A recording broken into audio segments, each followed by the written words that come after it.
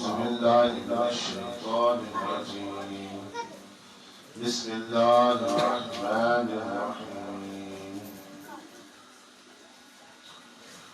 إنا أرسلناك شاهدا قال الله تعالى في مقام آخر يا أيها الذين آمنوا كتب عليكم الصيام كما كتب على الذين من قبلكم لعلكم تتقون صدق الله العظيم وصدق رسوله النبي الكريم إن الله وملائكته يصلون على النبي يا أيها الذين آمنوا صلوا عليه وسلموا تسليما ملکر اور رد آواز سے پڑھنے الصلاة والسلام علیکہ یا سیدی یا سیدی یا رسول اللہ الصلاة والسلام علیکہ یا سیدی یا سیدی یا حبیب اللہ الصلاة والسلام علیکہ یا سیدی یا نبی اللہ وعلى آلك وأصحابك يا سيدي يا نور الله يا رسول الله انظر حالنا يا حبيب الله اسمع قالنا إننا في بحر هم مغرق خذ يدينا سهل لنا أشغالنا رب اشرح لي صدري ويسر لي أمري واحلل عقدة من لساني يفقهوا قولي حبیبہ اچھی شان والے آئے تے بہار آیا مل کر پڑھیں حبیبہ اچھی شان والے آئے تے بہار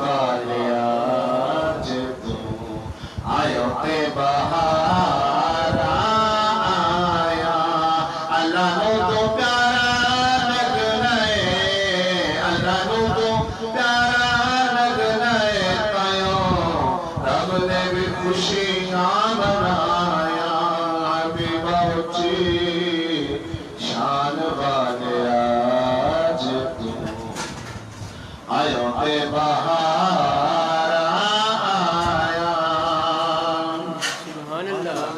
اور عرب شریف دیا سردارا عامر بی بی دیا دلدارا عرب شریف دیا سردارا عامر بی بی دیا دلدارا تیرے جیا سونا سویا تیرے جیا سونا سویا کدوں جب دیا پھر نے باوا اچھی شان والے آج تو آیو کے بہار آیا اللہ نو تو پیارا لگنا ہے اللہ نو تو پیارا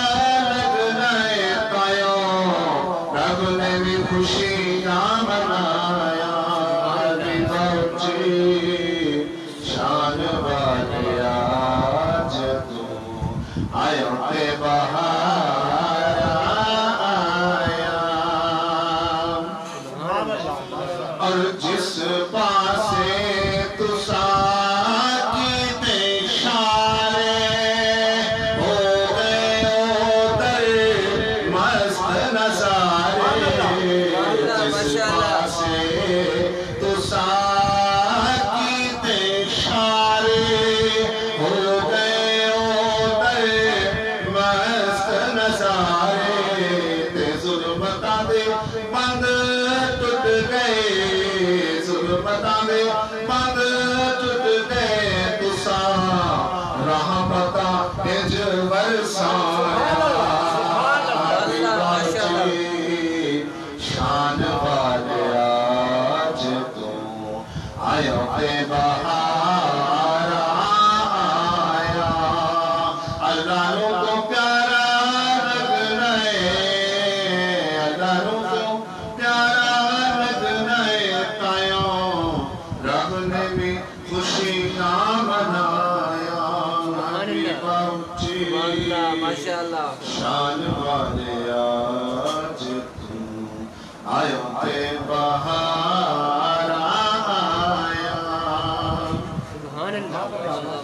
اور ناصر پڑھ پڑھ تیریاں نعتاں ناصر ناصر ناصر ناصر ناصر پڑھ پڑھ تیریاں نعتاں بھول گیا سارے جگ دیاں باتاں ناصر پڑھ پڑھ تیریاں نعتاں بھول گیا سارے جگ دیاں باتاں پیار تیرا پلے سویا پیار تیرا پلے سویا کی کرنیاں ہور کمایا حبیبہ اچھی شان والے آج تو آیو تے بہار آیا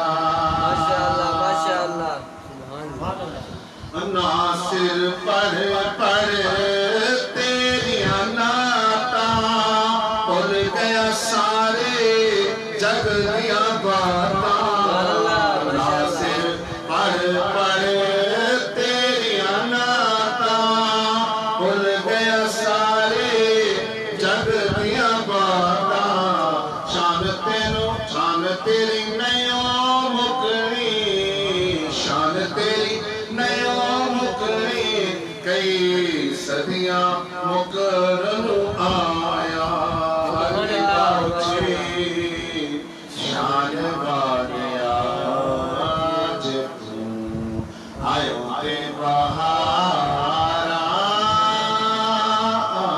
आया। माशाअल्लाह।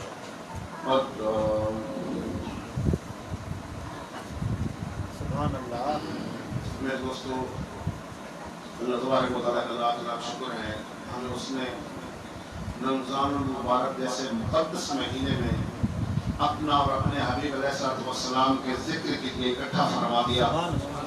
एक तो रमज़ान शरीफ जैसा मुक़द्दस और बाबरकत महीना, और उस पर ये सोने पे सुहागा कहें कि मिलाद पाक की और ज़िक्र की अजीम शान महफिल, अल्लाह तबारक व तआला की करोड़ हा करोड़ रहमतें नाज़िल हो रही हैं।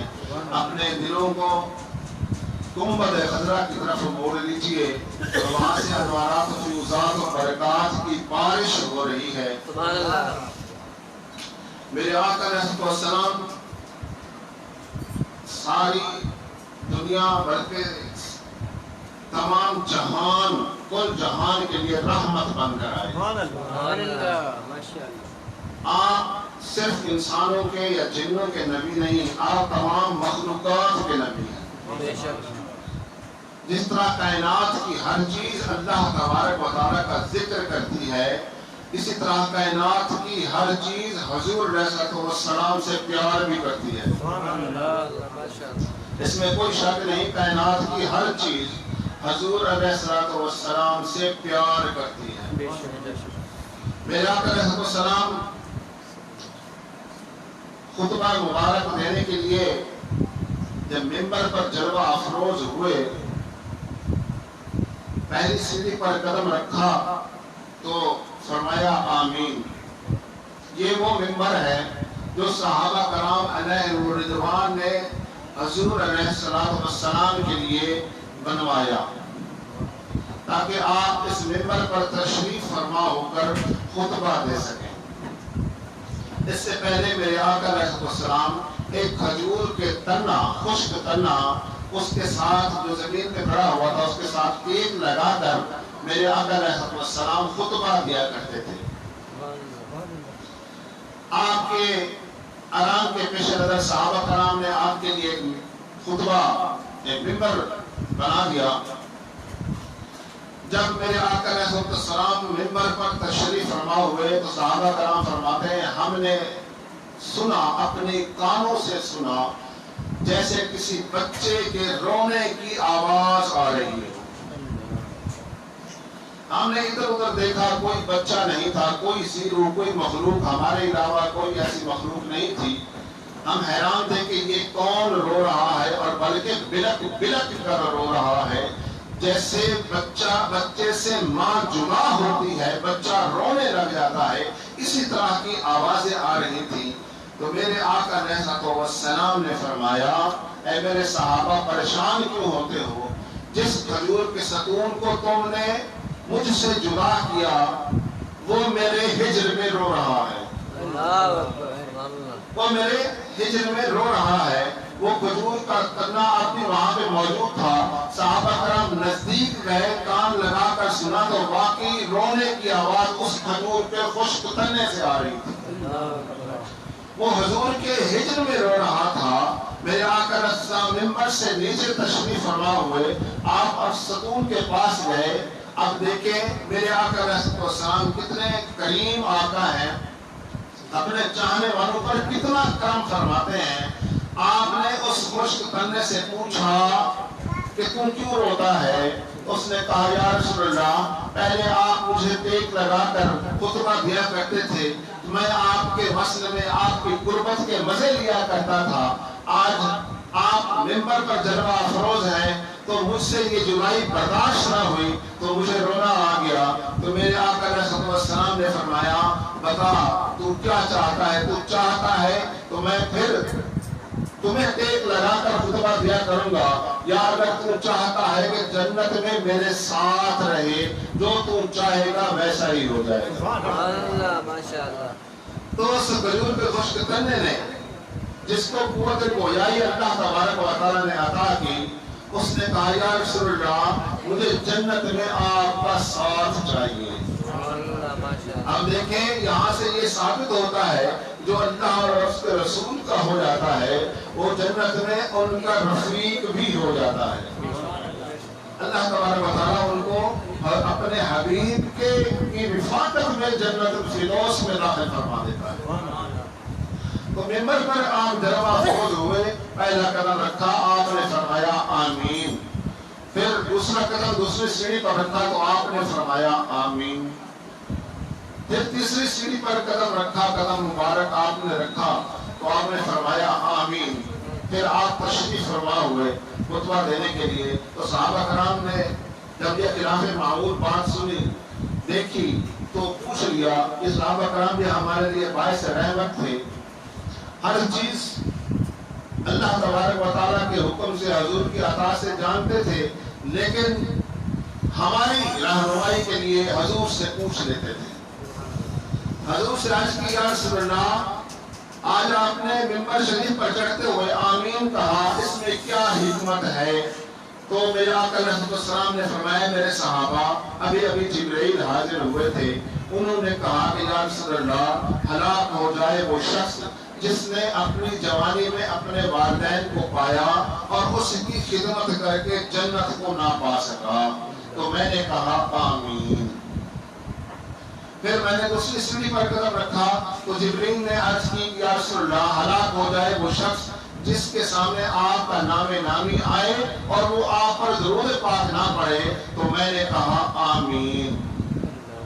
پھر تیسری سیڑھی پر جب قدم رکھا تو جبرائیل امین نے عرض کی، یا رسول اللہ ہلاک ہو جائے، غور سے سنیں، ہلاک ہو جائے وہ شخص جس نے اپنی زندگی میں رمضان کو پایا اور اس کی اتنی برکتیں اور اتنی رحمتوں کے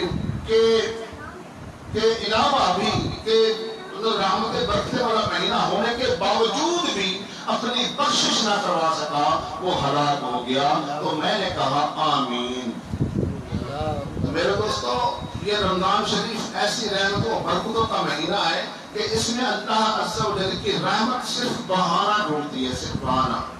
آپ صرف ہاتھ اٹھائیں توبہ کے لیے، بخشش کے لیے، اللہ تبارک و تعالیٰ فوراً معاف کروا دیتا ہے۔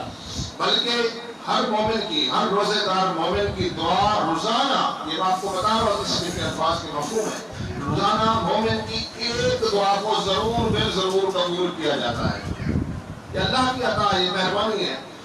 ویسے تو ساری دعائیں قبول ہوتی ہیں، لیکن اس رمضان شریف میں مومن کی ایک دعا کو روزانہ ضرور بالضرور قبول کیا جاتا ہے۔ اور جن کو ہم جب روزہ رکھتے ہیں تو یہ ہمارے گناہ صغیرہ یہ سارے معاف ہو جاتے ہیں، اور رات کو جب تراویح پڑھتے ہیں تو یہ جو ہمارے گناہ کبیرہ ہیں، ہمارے کھاتے میں جو گناہ کبیرہ لکھے ہوئے ہیں وہ ہلکے ہو جاتے ہیں۔ اور اللہ تبارک و تعالیٰ اس میں پہلی رمضان کی پہلی ساعت سے لے کر آخری گھڑی تک کئی لاکھ جہنمیوں کو جہنم سے آزاد فرما دیتا ہے۔ سرکار علیہ السلام کی امت بخشی جاتی ہے۔ یہ اللہ تبارک و تعالیٰ نے یہ مہینہ دیا ہی اس لیے ہے کہ میرے حبیب کی امت بخشی جائے۔ تو ہم نے کیا کرنا ہے اس رمضان شریف میں؟ ہم نے بھی کچھ کام کرنے ہیں، ایسے اللہ کی رضا والے کام کرنے ہیں، ایسے کام کرنے ہیں جس سے اللہ راضی ہو جائے۔ اللہ کی ناراضگی والے کام نہیں کرنے۔ ایسا نہ ہو کہ بجائے رحمت سمیٹنے کی ہم مصیبتیں سمیٹ لیں اور جنت کے بجائے خدا نہ خواستہ سزا کے مستحق ہو جائیں۔ میرے آقا علیہ السلام نے فرمایا، جس نے روزے میں جھوٹ، غیبت، چغلی یا برائیوں کسی بھی برائی کو نہیں چھوڑا تو اللہ تبارک و تعالیٰ کا اس کے بھوکا اور پیاسا رہنے کی کوئی ضرورت نہیں ہے۔ روزہ صرف بھوکا اور پیاسا رہنے کا نام نہیں ہے۔ ہم نے اپنے آنکھوں کی بھی حفاظت کرنی ہے، ہم نے اپنے کانوں کی بھی حفاظت کرنی ہے، ہم نے اپنی زبان کی بھی حفاظت کرنی ہے، ہم نے اپنے ہاتھوں کے ذریعے جو اعمال کرتے ہیں اس کی بھی حفاظت کرنی ہے۔ دھوکہ دہی سے بچنا ہے، رشوت ستانی سے بھی بچنا ہے، حرام کام سے بھی بچنا ہے، بدنگاہی سے بھی بچنا ہے، تب ہمارا روزہ ہوگا۔ ورنہ حضور فرما رہے ہیں کہ تمہارے بھوکے رہنے کا، پیاسا رہنے کی اللہ کو کوئی ضرورت نہیں۔ دوسرا، یہ جو فاقہ ہے، فاقہ کرنا بھی یہ میرے آقا علیہ السلام کی سنت مبارکہ ہے۔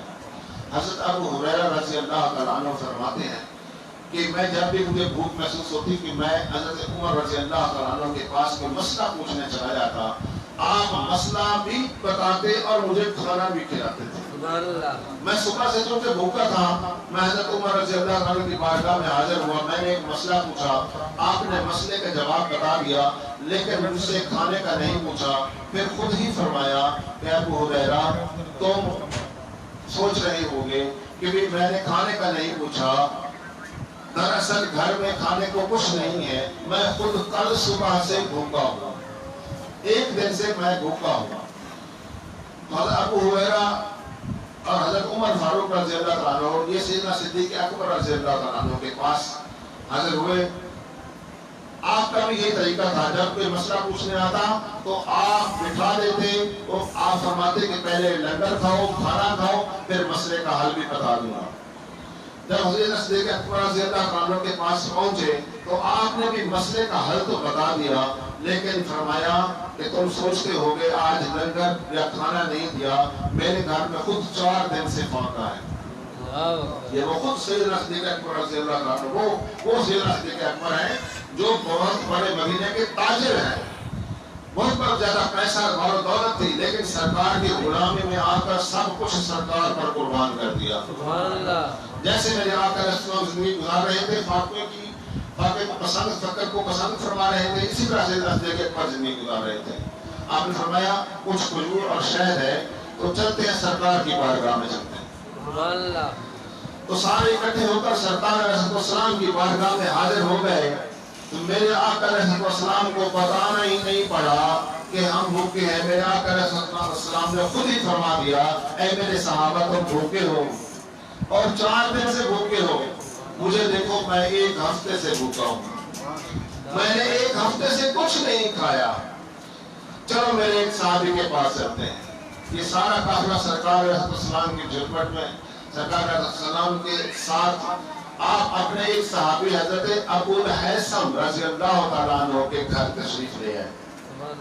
حضرت ابو الحیثم کے گھر جب تشریف لے آئے، آپ نے اپنے صحابی سے کہا کہ جاؤ ہمارے لیے کھانا تیار کرو، تو وہ صحابی اتنا خوش ہوا، باہر آ کر نعرے لگانے لگ گیا کہ لوگوں آج میری خوش قسمتی دیکھو، آج دنیا میں سب سے زیادہ جو عزت والے ہیں وہ میرے گھر مہمان بنے ہوئے ہیں۔ آج میں ان کی میزبانی کر رہا ہوں جو سب سے زیادہ عزت والے ہیں۔ تو انہوں نے فوراً ایک بکرے کو ذبح کیا، گوشت بنایا، جب تک حضور کی خدمت میں کچھ کھجورے اور انگور پیش کر دیے، آپ یہ تلاوت فرمائیں جب تک کھانا تیار ہوتا ہے۔ پھر بکری کا گوشت وہ تیار ہو کر آ گیا، جب کھانا سامنے رکھا گیا، سیدنا عمر فاروق رضی اللہ تعالیٰ عنہ کہتے ہیں کہ بڑی بھوک لگی ہوئی تھی، ہم نے بڑا سیر ہو کر کھایا۔ یہ بات سننے والی ہے، بڑا سیر ہو کر کھایا۔ جب ہم آقا علیہ السلام کو دیکھنے لگے، آقا علیہ السلام نے ایک چھوٹی سی چپاتی ہاتھ میں لی اور گوشت کے شوربے میں ڈبو کر جب آپ نے وہ تناول فرمایا تو میرے آقا علیہ السلام کی آنکھوں سے آنسو جاری ہو گئے۔ ہم نے پوچھا یا رسول اللہ خیریت تو ہے، آپ رو کیوں رہے ہیں؟ تو میرے آقا علیہ السلام نے فرمایا یہ میں سوچ رہا ہوں کہ 7 دن کے فاقے کے بعد اب ہم جو یہ کھانا کھا رہے ہیں کہیں اللہ تبارک و تعالیٰ اس کا حساب نہ لے دے، کہ اللہ تبارک و تعالیٰ ہم سے یہ حساب نہ لے دے۔ تو حضرت عمر فاروق رضی اللہ عنہ فرماتے ہیں کہ میرا ہاتھ جہاں پر تھا وہ ٹھہر گیا، میں نے کہا یا رسول اللہ 7 دن کے فاقے کے بعد بھی اللہ حساب لے گا؟ تو میرے آقا علیہ السلام نے فرمایا کہ ہاں عمر وہ مالک ہے، وہ دے سکتا ہے تو حساب بھی لے سکتا ہے۔ تو حضرت عمر رضی اللہ عنہ دیگر صحابہ نے جب یہ بات سنی تو انہوں نے عہد کیا، انہوں نے کہا کہ ہم نے عہد کر لیا کہ اب ہم فوراً نہیں کھایا کریں گے، ہم کچھ دن کے فاقے کر کے کھایا کریں گے تاکہ ہمارا حساب کتاب کم ہو۔ تو میرے دوستو یہ فاقہ کرنا بھی سنت ہے، اور یہ فاقہ یہ رمضان شریف ہمیں سکھاتا ہے، یہ رمضان شریف ہمیں سکھاتا ہے کہ ہم نے کتنا کم کھانا ہے۔ کم کھانا بھی سنت اور فاقہ کرنا بھی سنت، لیکن آج فاقہ تو دور کی بات ہے، کم کھانا بھی سنت والا نہیں رہا۔ ہم پیٹ بھر کر کھاتے ہیں اور سو جاتے ہیں اور عبادات سے غافل ہو جاتے ہیں۔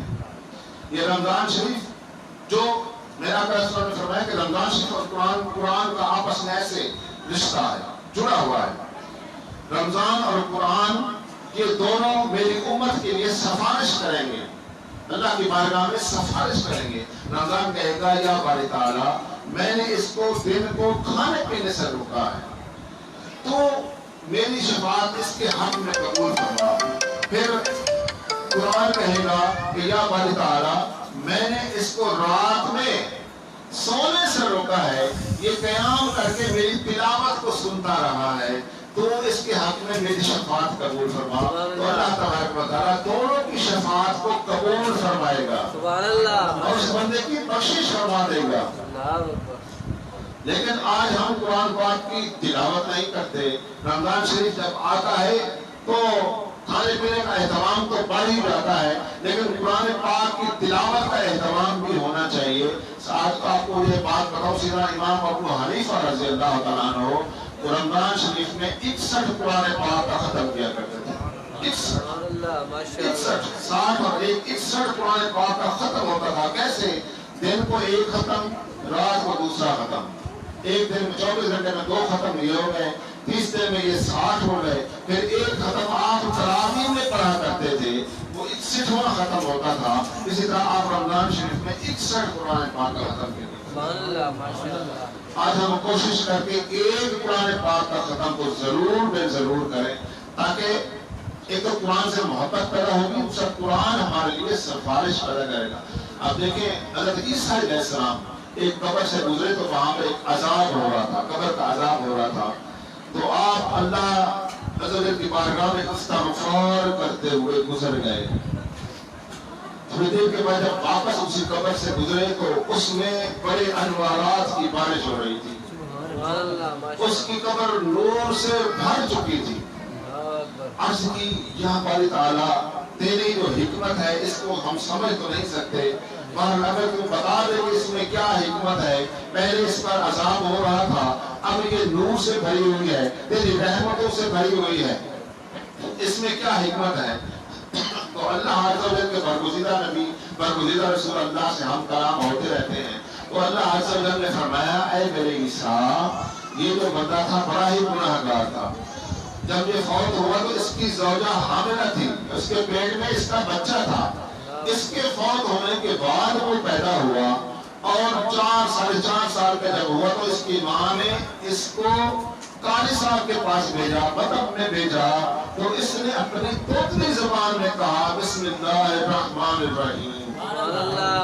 جب اس نے کہا اپنی توتلی زبان میں مجھے رحمان اور رحیم کہا، جس کو ابھی تو یہ ادا نہیں کر سکتا، توتلی زبان میں مجھے رحمان اور رحیم کہے، یہ زمین کے اوپر مجھے رحمان کہے اور میں زمین کے اندر اس کے باپ کو عذاب دوں تو مجھے حیا آتی ہے۔